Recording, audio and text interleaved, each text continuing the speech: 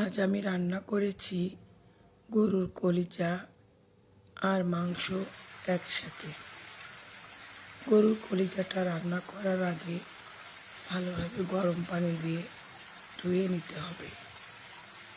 ধুয়ে নিলে কলিজাটা খেতে অনেক ভালো লাগবে, গন্ধ কমে যাবে।